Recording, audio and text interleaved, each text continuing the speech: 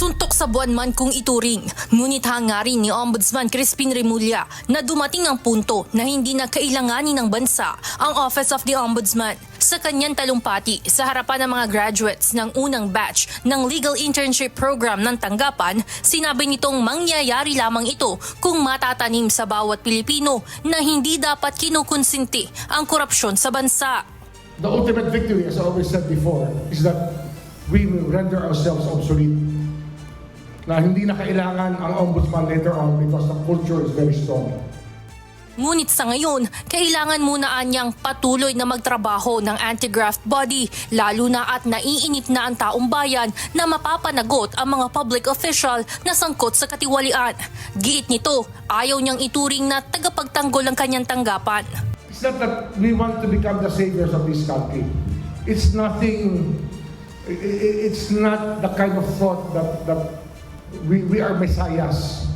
But the fact that we do our job should be enough to make this country move forward. When people know that it's not all right to be corrupt. Bilang bahagi ng layunin, binigyan diin ni Ombudsman Remulla ang papel ng kabataan sa laban kontra korupsyon. Umaasa siya na ang mga kabataang may interes na magtrabaho sa Ombudsman ay magiging bahagi ng pagbabago ng kultura sa bansa.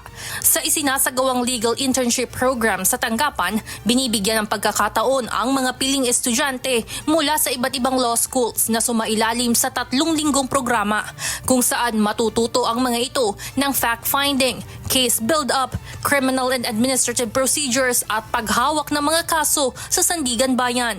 When we opened our doors here, it was because we know, and it is because we know, that it's going to be the young people who will actually matter in this fight against corruption. If we're able to recreate a culture or reinvent the culture of the Filipino professional and make them value the work that we do here, then we succeeded already.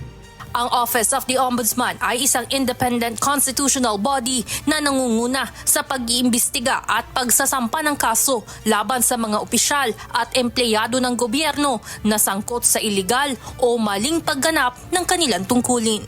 Evan Alvarez, humahataw sa Balita Ngayon.